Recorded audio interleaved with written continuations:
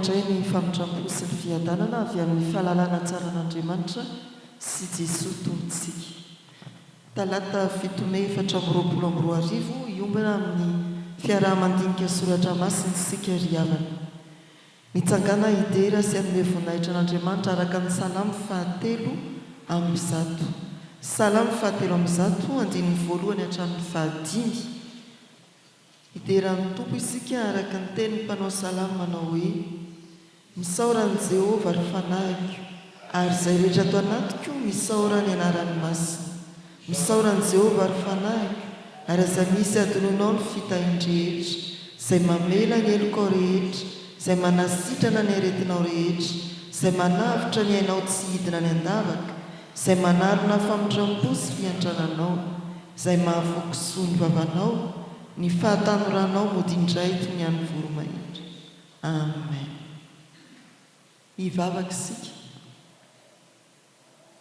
Andriamanitra rainay, rainay amin'ny alalan'i Jesosy Kristy ianao ilay mpamelona anay, no efa nitsinjo ary nahatsiaro anay, dia namoa anay maraina ianao ary nitarika anay tamin'ny tanana ankavananao ho tonga eto an-tranonao.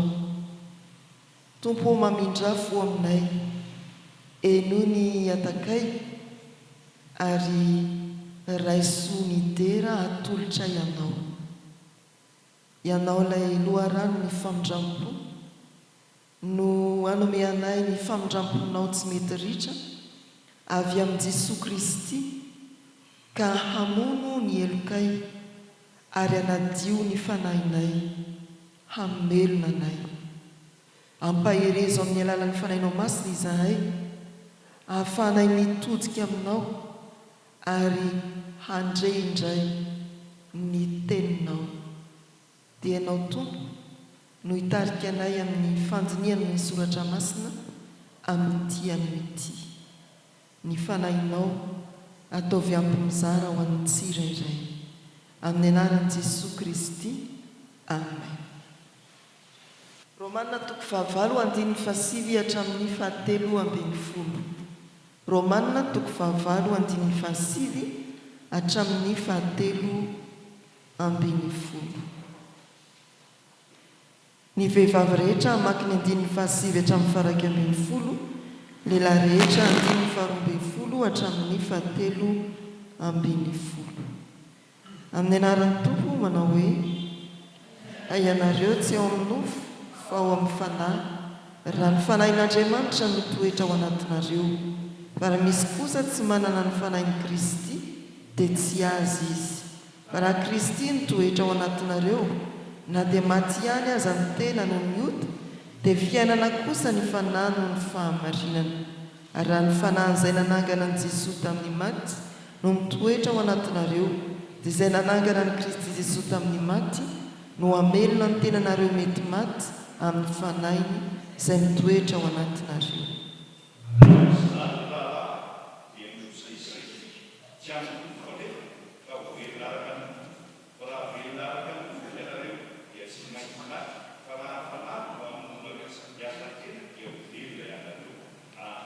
Ray masino manamasinana ny fahamarinana, ny teninao ny fahamarinana. Amen. Mbola hivavaka isika. Tompo anao ny teny ary tsy misy mahavoaka ny hevitry ny soratra masina raha tsy ianao ilay tompo ny teny. Ampaherezo mandrakariva amin'ny alalan'ny fanahinao masina izahay, mba ahatakarana nay ny tianao ambara ary ahitanay zava-mahagaga ao amin'ny lalanao mandrakariva. Dia iompeo amin'ny mpanao salamo izahay, eto ampandiniana ny teninao, anao hoe: endreny amin'ny teninao, raha andramako mihoatra no ny tantely ao ambavako. Amin'ny anaranao Jesosy. Amen.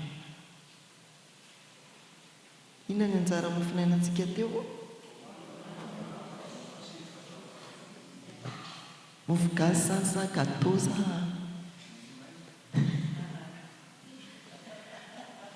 Farafahakelina dia verina fandroany manoloana antsika io soratra masina io, satria tsarotsika fa tafiditra tamin'ny perikopa ny alahady lasa teo nitsangana vetivety hoe zay lo olona sy dekona eto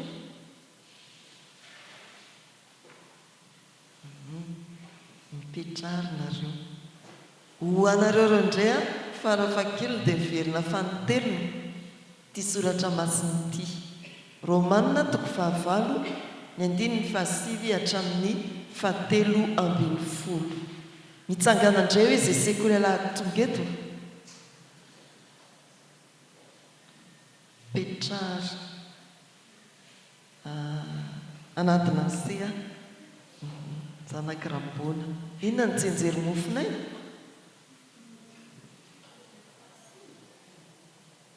zany hoe manontany satria antanina marina ny anao romanina toko fahavalo andiny fahasivy zay tsaronao ary tenenao anatin'izay fa ianareo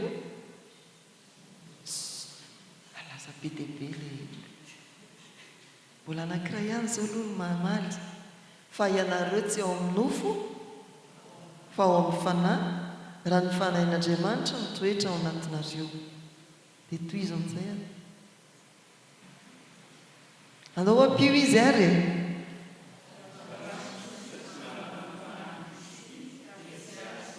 andao ary atambatra le izy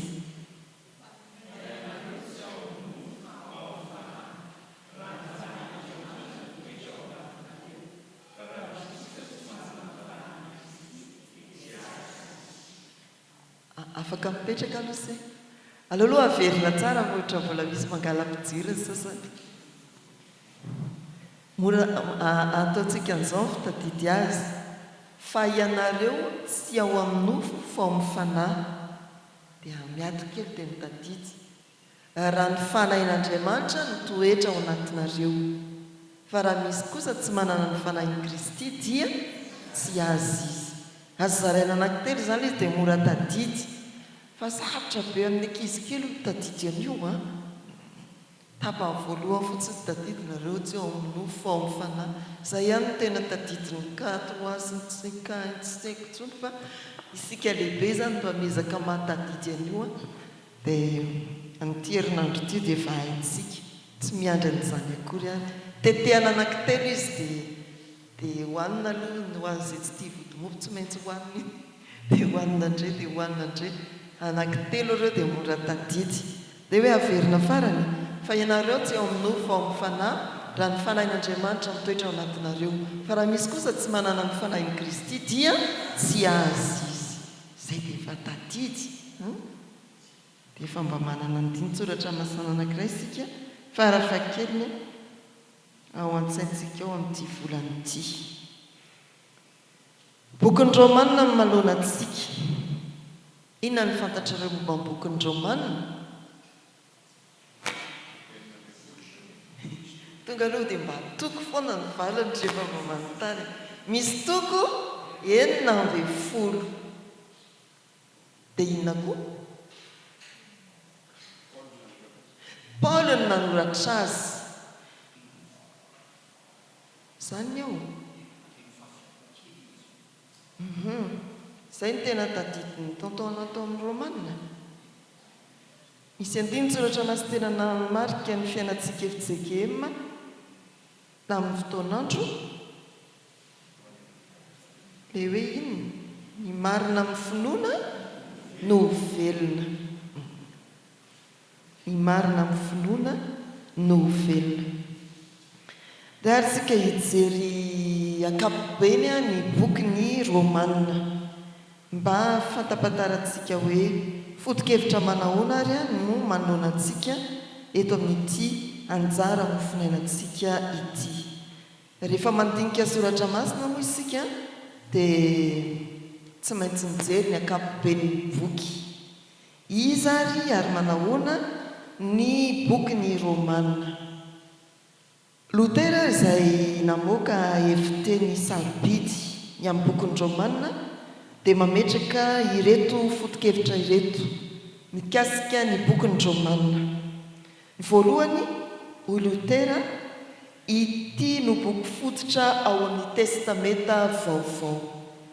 Bokin'ny Rômanina olo Lotera no boky fototra ao amin'ny testamenta vaovao. Izy no manambara filazantsara Mattio. Tsy anafangarisika hoe filazantsara ka Mattio na Marka na Luka na Jaune, fa ilay votoatin'ny filazantsara dia Jesosy Kristy maty no ny fahotantsika, nitsangana tamin'ny maty mba ho fampandresena ny fahotana.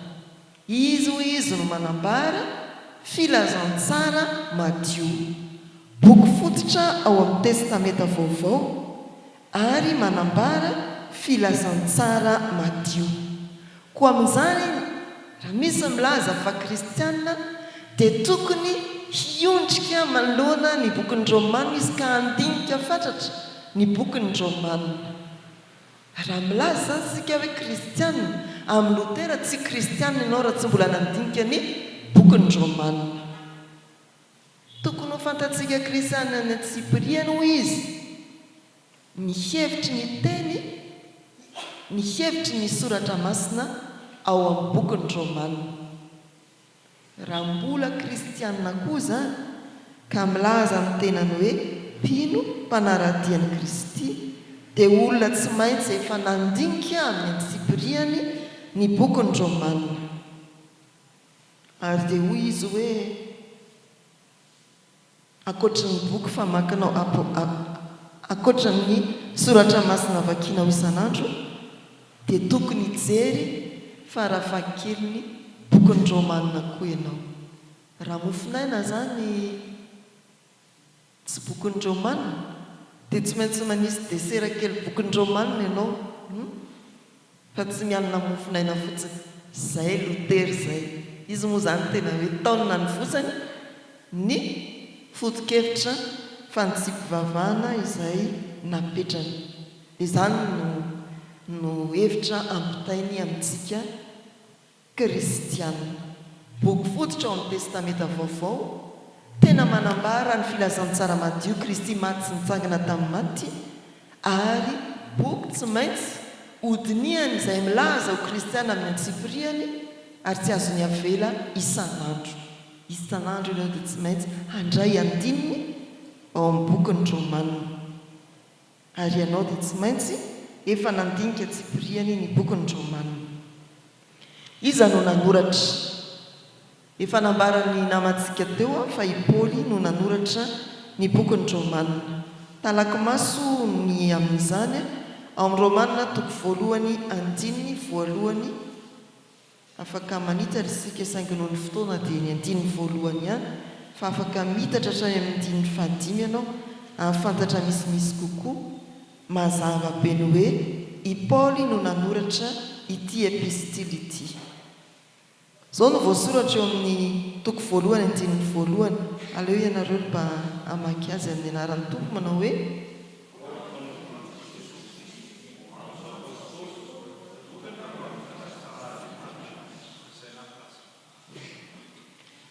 izay no milaza fa i Paoly no manoratra.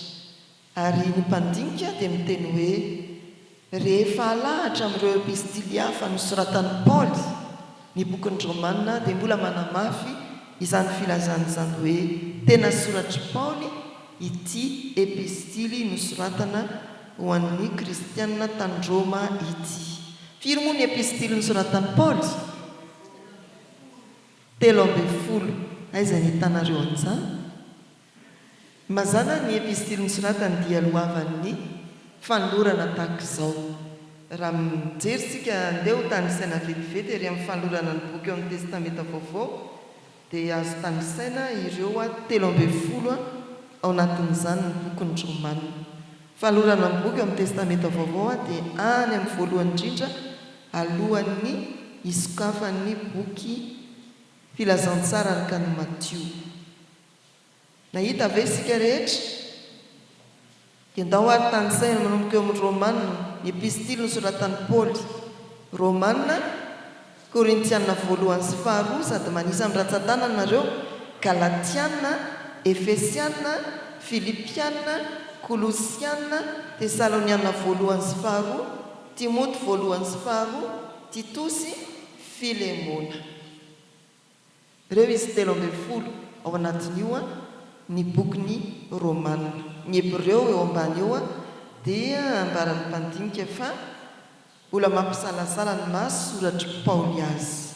Ny sisy ireo tsara marihana ihany fa epistily nosoratan'ny Jakoba, nosoratan'ny Petera voalohany sy faharoa, nosoratan'ny Jaona, ray, roa, telo, nosoratan'ny Joda, ary ny Apokalipsy sy Modia Jaona apôstôly no nanoratra azy. Epistily 12 ary ray am'ireny ny Romanina izay samy nosoratan'ny Paoly. Oviana ary taiza no nosoratana ity boky ity. Oviana nanoratana ny epistily ho an'ny Romanina. Ary taiza areo dia konina sy olona kosa tokony mahay mamaly an'io meo ny taona totovony malina tsara anelanelan'ny raha tambatra izay voalazan'ny mpandinika samihafa dia anelanelan'ny 54-59 taonany Kristy AD filazazy amin'ny pahitantara taonany Kristy no nanoratana ny epistily ho an'ny Romanina 54-59 boky efa tranainy be mihitsy zany izy tia efa 2 taona natsaka 30 zany tsika zany mba afaka miambo eo manana boky efa 2 taona ao an-tranontsika ao 2 taona latsaka 30 satria 2054 izy zany feno 2 taona ny epistily nosoratan'ny Paoly ho an'ny Romanina. Raha mamaky sika ny toko 15 andininy 17 hatramin'ny 20 dia afaka metraka an'izay tsokevitra izay tany amin'ity misionera fahatelon'ny Paoly no nanoratany ity epistily ity. Romanina toko 15 andininy 17 hatramin'ny 20 fitantarana ny 10 misionera fahatelo dia ao amin'ny asan'ny apôstôly toko 20 no hitantsika zany dia any amin'ny asan'ny apôstôly toko 420 efa nolazaina tamintsika matetika no hoe ny epistily dia mifamatotra betsaka amin'ny boky ny asan'ny apôstôly ary ny boky ny mpaminany dia mifamatotra betsaka amin'ny boky sokajy tantara ao amin'ny baiboly. Ohatra ny mpaminany ny boky ny Isaia mpaminany dia mifamatotra amin'ny boky ny tantara sy ny boky ny mpanjaka milaza ohatra ny hoe ny fanjakany Ezekia izay malaza ny fifamatorany Ezekia sy Isaia tamin'ilay hoe narary izy dia natahotra ho faty dia nangataka dia nampitoroan'Andriamanitra 15 taona niainany Ezekia. Dia izay ny tsara ho fantatra zany hoe raha mandinika ny epistily isika dia tsy afaka fa tsy maintsy mitodika kely any amin'ny bokin'ny asan'ny apôstôly. Taiza ny toerana nanoratana. Makany amin'ny toko 19 sika ny andininy voalohany dia mety ho hitantsika ao anatin'io sy ny andininy 17 hoe taiza ho aiza ny nanoratana ity soratra masina ity. Da hoe vakin'ny diakonina vehivavy rehetra 16:1 Romanina 16:1 eo ihany mba ho raisinareo amin'ny tompo izy toy izay mendrika ny olona masina ary mba ampianareo izy amin'ny raharaha ilany anareo fa izy dia mpiany maro mba amin'ny tena kokoa. Tsy hoe manao ndriany diakonim-bavy izy akory fa manolotra foiby anabavitsika dekony fiangonana aty Kenkrea io a rehefa mijery isika ny saritany atsipiriana ianareo izay manan'ilay baiboly mangamanga fanomeny katekomena ankehitriny saritany izy iny dia ntsipiriany kokoa fa tsoatran'ilay baiboly tsotratsika tena manampy. Raha iny ny saritany jerentsika dia ao Korinto izy io, ao Korinto izy io. Taiza zany no misoratana seranana ao Korinto ilay aza dia mieritreritra hoe kankra fa Kenkrea mpampianatra zao mahian'izany kankra zany Kenkrea serana tsambo tokony ho 5 kilometatra raha mijery ny valantotra isika ao amin'ny saritany baiboly amin'ny baiboly mangamanga dia tokony ho 5 kilometatra miala ao Korinto. Mahitanareo amin'ny saritany amin'ny baibolinareo ve ilay Korinto aloha e? Aiza nijerentsika an'izany any amin'ilay hoe ny tany nandehanany Paoly apôstôly. Korinto a dia renivohitry Akaia.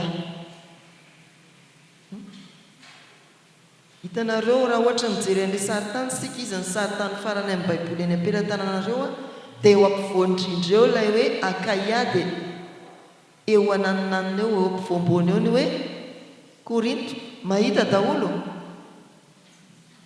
nazao fa tsisy saritany indray ny baibolinao. Ilay baiboly fahalatsotra ampiasai maro amintsika. Mahita ve taty sosoa nahita daholo manampy antsika betsaka zany ny saritany ny fandiniana soratra masina. Tao Korinto izy nanoratra zany hoe le filazana hoe foiby dekony anabavitsika dekony fiangonana aty Kenkrea. Toerana moa zany dia tsy ho vakiana Tengasy ho vakiana sina Tsindrobeo dia any Korinto io toerana io satria izy ny teny hoe aty Kenkrea dia toy ny manoratra ao amin'ilay toerana izy zany. Anaovana tsoakevitra hoe tany Korinto izy no nanoratra ary izy hiainga indrindra ho an'i Jerosalema hitondra ny fanampiana voangona ho an'ny kristianina voamafy tany Jerosalema. Zany koa zany mbola manampy ny hoe 450 manodidina 750 taonan'ny Kristia no nanoratana ny daty sy ny toerana. Dia ao koa izy miteny momba ny Gaio 1623. Gaio io dia olona nataon'ny batisa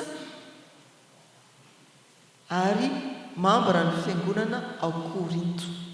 Mbola ilazana koa zany hoe tao Korinto izy no nanoratra an'ity epistily ity. Mazava araka ny resaka nataontsika maromaro teo fa ny kristianina tao Roma no nanoratany. Mamaritra amin'izany any toko voalohany andininy 7 ho an'izay rehetra malala an'Andriamanitra hainareo tsenjery zany. Atao hoe aloha vakiana kely le izy.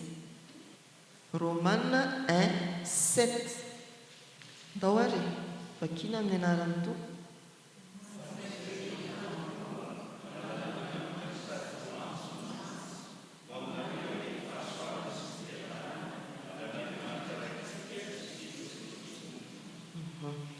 Rehefa manao fiarabana apôstôlika zany sika dia nesorintsika le hoe any Roma. Aiza moa irahaba apôstôlika hoe ho an'izay rehetra any Roma tsy me fiangonana iray manontolo. Fa nesorintsika io fa ho an'ny kristianina tany Roma no nanoratana an'ity epistily ity. Ho an'izay rehetra any Roma malala an'Andriamanitra sady voantso no masina. Isika rehefa manonona amin'ny fiarabana apôstôlika dia ho an'izay rehetra malala an'Andriamanitra sady voantso no masina. Kristianina tany Roma.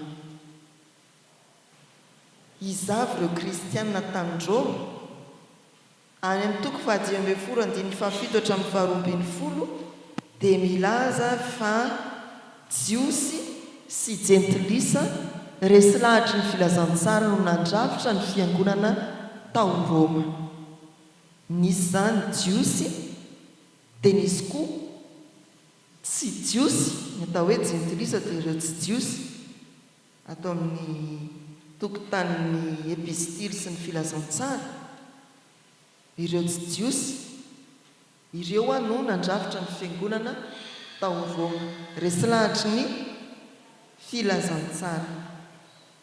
Fa ampatsirina trany tsy mba apôstôly na i Paoly apôstôly tsy tonga volana no namakilay tany Roma, fa laika tsotra kristiana avy nandalo tany Jerosalema dia nahita ny fiainan'ny fiangonana tany ary dia nijoro ho vavolombelona nahatsangana ny fiangonana tao Roma. Izany indrindra no antony nanoratana ny epistily. Resantsika teo ny mahazava-dehibe ny mpanoratra ny daty tsy toerana nanoratana, ny olona nanoratana, ny antony nanoratana azy arak'izany satria olona tsotra kristiana laika tsotra no namakilay nitory ny filazantsara tany Roma dia neverin'ny Paoly fa tsy maintsy atao zava-dehibe ny fanoratana fampianarana momba ny fotom-pinoana. Tia zany a sokafy tsara ny sofin'izay tsy manao sefaly. Tia zany a azo lazaina hoe na tsy nanao sefaly aza dia afaka nadena haika afaka nadena nanao toriteny. Ry Paoly sy Petera nanara-dimy tompo, Petera apôstôly, ry Paoly ny foaziny no teny amin'ny lalan'ny Damaskosy no tendren'ny tompo, fa zay nentsony tompo an'le olona nitory tany Roma tsy mba voasoratra, tsy mba voalaza fa ny fisian'ny fiangonana. Ary fiangonana tena nalaza amin'ny finoana. Jereo tsara ny andiny fahavalo izy sy ny Tesalonianina no malaza amin'ny finoana maneran-tany. Zao ny filazan'ny Paoly eo amin'ny andiny fahavalo amin'ny anaran'ny tompo. Voalohany misaotra an'Andriamanitra amin'ny alalan'i Jesosy Kristy aho no ny aminareo rehetra satria efa re eran'izao tontolo izao nilaza ny finoanareo. Misy fanamarian'io koa ao amin'ny epistily nosoratan'i Paoly ho an'ny Tesalonianina. Na dia kristianina tsotra tsy mba tahaka ny Petera na ry Paoly aza no namakilay tany Roma dia nalaza tamin'ny finoana ary nalaza eran-tany ny finoan'ny kristianina tao Roma. Fa natao ho fanohanana indrindra ny fiangonana tamin'ny lafiny ara-pinoana ity epistily ity ka nanoran'ny Paoly fampianarana fotom-pinoana ho an'ny fiangonana tany Roma. Ataontsika mitina vetivety ny epistily. Epistily zany ao amin'ny toko voalohany dia efa milaza ny votoatiny. Mpanota ny olona rehetra ary amarinina amin'ny finoana avokoa isika. Toko voalohany andininy fahaenina ambin'ny folo sy fahafito ambin'ny folo amin'ny anaran'ny tompo.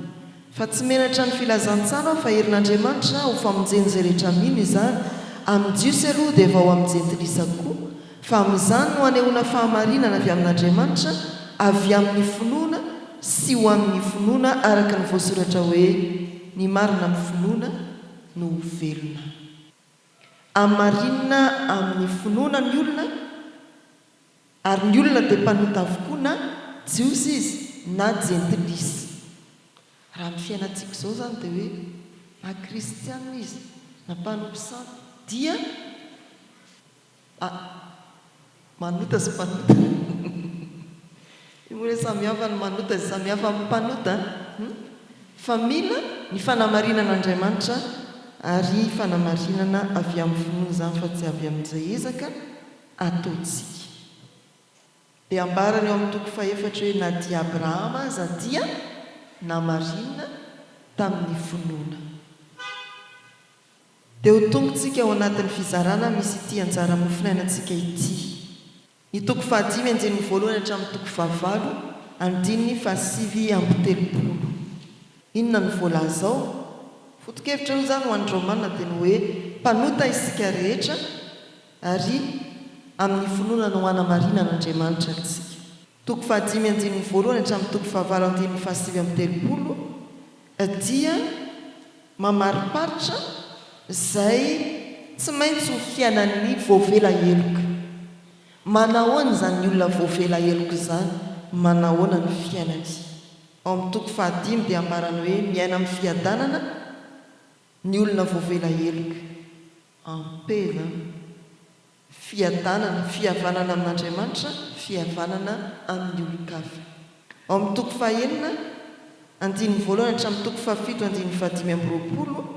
ny olona voavela heloka dia miaina amin'ny fankatoavana.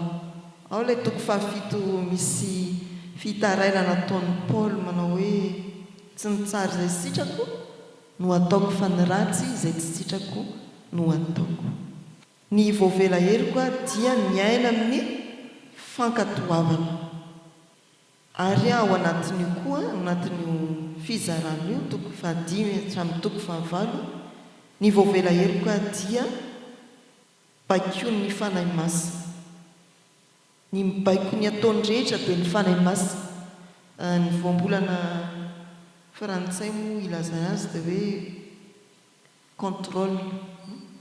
Tsy contrôlen'ny nofo fa contrôlen'ny fanahy masina.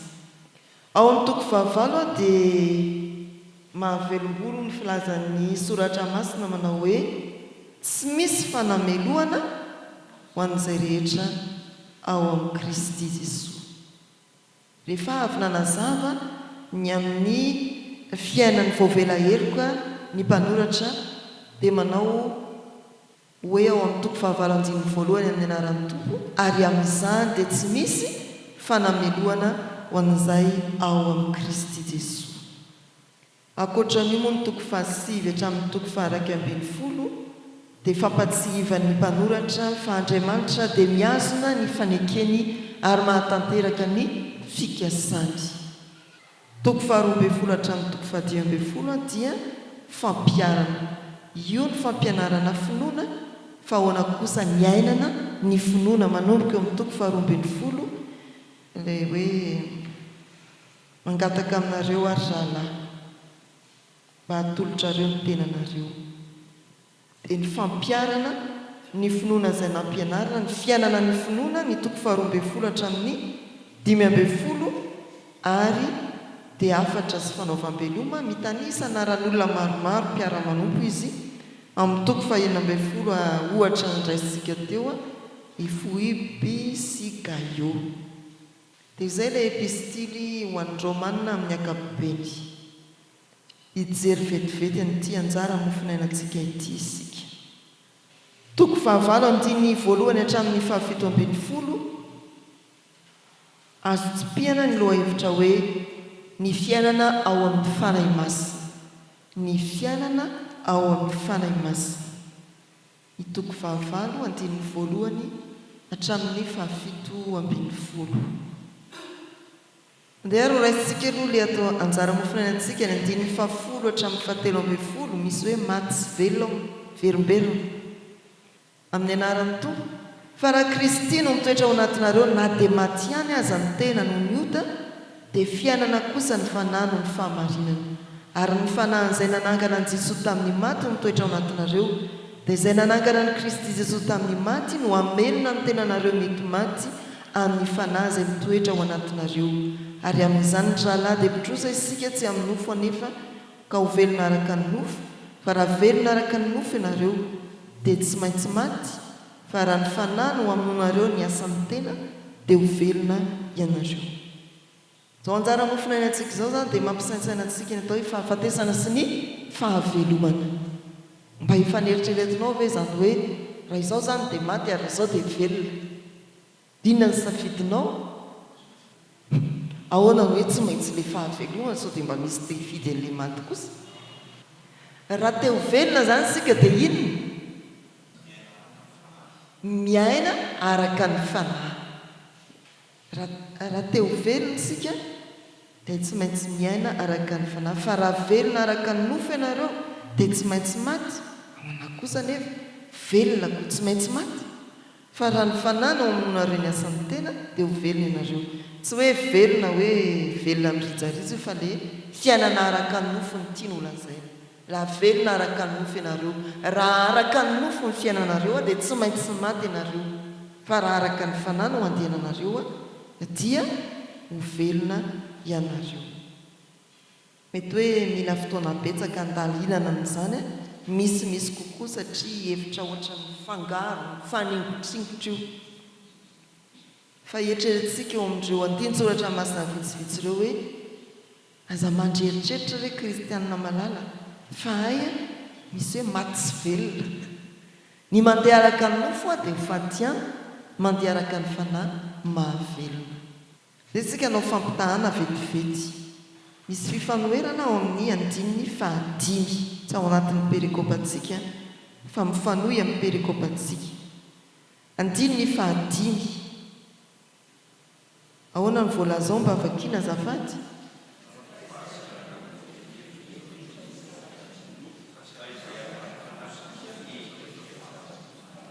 tsy mifanaoka mihitsy zany ny nofo sy ny fanahy tsy mifanaraka mihitsy ireo dia manohy ihany sika eo amin'ny andininy fahaenina amin'ny anaran'ny tompo manao hoe fa ny fihevitry ny nofo dia fahafatesana ny fihevitry ny nofo dia fahafatesana ny fihevitry ny fanahy kosa fiainana sy fiadanana ireo dia mbola hanipihana mazava hoe fahafatesana sy fiainana nofo sy fanahy da ondray sika eo amin'ny 7 sy 9 makeny amin'ny 13 fampitahana ihany mandininy fa 7 sy 9 satria fandrafinan'Andriamanitra ny fihevitry ny nofo fa tsy manaiky ny lalàn'Andriamanitra izy sady tsy any akory zany ary zay ao amin'ny nofo dia tsy mahay manao ny sitrapon'Andriamanitra 13 fa raha velona araka ny nofo ianareo dia tsy maintsy maty fa raha ny fanahy no amino nareo ny asan'ny tena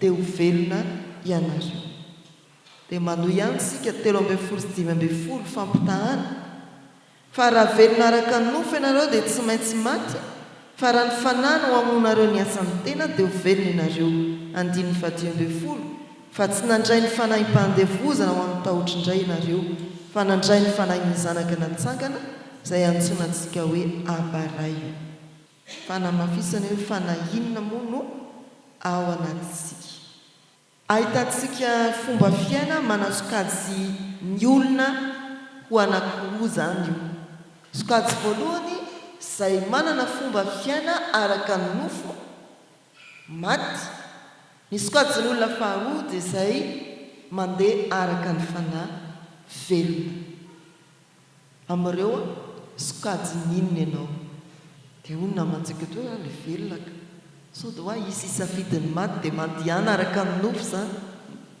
raha toy isika ka mandeha araka ny fanahy dia sokajy ny velona raha mandeha araka ny nofo dia sokajy ny maty amin'ny andininy fa 13 moa misy manazavazava kokoa ny amin'izy io eny ary hoeny amin'ny andininy fa 9 sika izay ndingantsika teo zao no voasoratra amin'ny anaran'ny tompo fa ianareo tsy ao amin'ny nofo fa ao amin'ny fanahy raha ny fanahin'Andriamanitra no mitoetra ao anatinareo fa raha misy kosa tsy manana ny fanahin'i Kristy dia tsy azy izy tsy pihana ny hoe ny fanahin'Andriamanitra no mitoetra ao anatinareo araka ny hevitrareo inona ny dikan'izany hoe mitoetra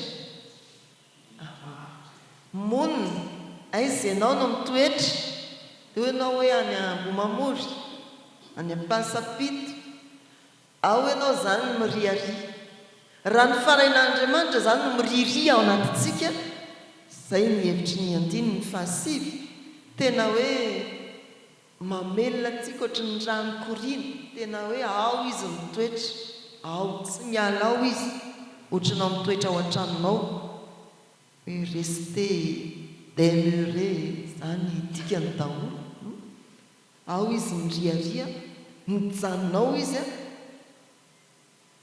izay ny tiany soratra masina lazay ianareo tsy ao amin'ny nofo ao amin'ny fanahy raha ny fanahin'Andriamanitra mitoetra ao anatinareo dia maninona dia any amin'ny andinin'ny 17 e maninona amin'izay ary eo ao fanahy masina io rehefa ao amintsika raha ny fanahy no aminonareo ny asan'ny tena dia ho velona ianareo. Ilay fanahy masina ao anatintsika io zany dia manino miasa amintsika mba ahafahana mamono ny asan'ny tena. Ny asan'ny tena dia ny ota izay malaky mahazo antsika. Ny fanahy no amonona ny asan'ny tena. Reto ary no fampandinian-tena na koa hoe fampiarana amin'izay mety hialantsika amin'ny ota vitantsika samirery ve? Vitantsika samirery ve? Ary ataon'Andriamanitra rery ve? Misy andraikitsika izay le 17 ny fanahy dia nahidin'Andriamanitra ao anatintsika ary hoy ny soratra masina eo amin'ny 17 raha ny fanahy no amononareo ny asan'ny tena dia ho velona ianareo. Izany hoe ilay fanahy masina miriria ao anatintsika, mitoetra ao anatintsika, avelantsika hiasa mba hamono ny asan'ny tena. Fa tsy ao izy dia avelantsika makazorony fotsiny. Ohatra ny vahiny ao an-trano tsy mahazo manao nini ianao fanahy masina azao no mibaiko ny tenako. Fa avelantsika mihitsy izy hiditra eo amin'ny fiainantsika izay foana hoe tena ataovy mahahenika ny tenantsika manontolo ny fanahy masina. Sary anoharana azy hoe ny raha mikoriana ao anatintsika.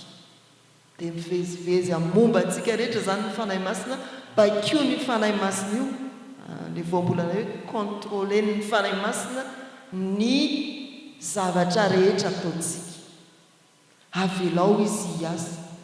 Ianao fanahy masina tsy irianao mipetrapetraka ny efitrano mbahiny ianao tsy e. Avelao izy hiasa. Manome Andriamanitra ny fanahy masina fa avelantsika hiasa ny fanahy masina. Manana andraikitra zany sika fa tsy hoe ao ny fanahy masina dia ao fotsiny izy fa tena avelantsika izy hiasa. Raha ny fanahy no amonareo ny asan'ny tena dia ho velona ianareo. Tsy andraikitra Andriamanitra samirery fa mifankatoavanao hiasan'ny fanahy masina no mahatanteraka ny fanafananao amin'ny fahotana. Dia raha misy amintsika reto mbola hoe tsy mety afaka amin'ilay ota anankiray izay mihitsy dia manampy antsika eny 17. Raha velona araka ny mofo ianareo dia tsy maintsy maty, fa raha ny fanahy no amonareo ny asan'ny tena dia ho velona ianareo. Ireo vitsivitsy ireo ry havana no azontsika tsipihana tato anatin'ity toko 9:7 hatramin'ny 17 ity. Mba olona araka ny fanahy isika, sokajy anankiray araka ny mofo, fa isika mba olona araka ny fanahy. Mba tena hitoetra sy hiriria ao anatintsika ny fanahy masina toy ny raha mikoriana, manetsika sy mamelona antsika. Ary tena avelantsika hiasa ny fanahy masina andavantsika izay rehetra mety ho ota hahavelona antsika ao amin'ny Kristy. Amen. Hivavaka isika ry havana. Misaotra anao izay Tompo fa tianay ianao ary nanome indray ny teninao, indrindra nanome ny fanahy masina mba hamelona ny finoana ao anatinay tamin'ny alalan'ny teninao izay nidiniana. Manome ny fanahy masina koa hampahiranay ho afaka amin'izay mety ho tsy fahatanterahanay ny ota malaky mangejanay. Ary izao dia mangataka aminao izahay mba hiaino ny fangatahanay ho an'ny marary rehetra, hanasitrana sy hampahiry azy renany ianao, ho an'ny manamanjo ampionana sy ampitraka azy amin'ny fanantenanana ianao, ho an'ny manana olana hanampy ary hanohana azy ireny ianao, ho an'ny firenenay dia hijery izao firenena izao amin'ny masonao, feno indrafo ianao, hanampy ireo tompon'andraikitra ara-panjakana, handianany amin'ny fanefanany adidina amin'ny fahamarinana ary handianany araka ny fanahy. Mba ho velona izy ary ho velona koa ny firenenay. Mivavaka ho an'ny kristiana manerana ny tany izahay, irao ny fanahy masina amin'izao volana me izao, anavao indray ny fiangonanao, anombotra izay tsy nambolenao amin'ny fiangonana ary ampaniry bebe kokoa ny ankasitrahanao. Efa nampijoro ny fiangonan'i Jesosy Kristy eto Madagasikara hatrany ampitan-dranomasina ianao, mba tena ho vavolombelonao anie izany fiangonana izany. Ampio ary ireo mpitondra fivavahana rehetra, ireo laika izay milofo amin'ny fijoroana ho vavolombelonao amin'ny asa aman-draharaha andavanandro, ireo mpamakilay misionera na evanjelisitra any amin'ny toerana anirahana azy avy. Ampio sy ampaherezo amin'ny alalan'ny fanahy masina. Ny fiainanay manokana atolotra eo am-pelatananao, ho tantaninao ny fandaharam-potoananay tontolo andro, ho tehirizinao ao amin'ny mandrakizainao izahay. Dia misaotra Tompo mihaino izany vavaka izany, izay atambatray amin'ny nampianarinao manao hoe: Rainay izay ny an-danitra, ho amasinina ane ny anaranao, ho tonga ane ny fanjakanao, atao ane ny sitraponao ety an-tany ho takany ny an-danitra. Meo anay no izay nasahaza ao anay, ary mamelany elokay tahaka ny namelanay izay neloka taminay. Aza mitondra anay ny fakapanahy, manafahanay ny ratsy, anao ny fanjakana sy ny hery ary ny voninahitra mandrakizay. Amen. Raisoa amin'ny finoana mba ho tanteraka aminareo ny jodra amin'ny tononona amin'ny anaran'ny Tompo. Ny fiadanan'Andriamanitra izay mihoatra no ny fahalalana rehetra, hiaro ny tenanareo sy ny ainareo ary ny fanahinareo, ho tanteraka tsy ainatsiny amin'ny fiavian'i Jesosy Kristy Tompontsika. Matoky izay miantso anareo, izy ihany no hanefa izany. Amen. Ho an'Andriamanitra irery ihany ane ny voninahitra, amin'ny anaran'ny Ray sy ny Zanaka ary ny fanahy masina. Amen.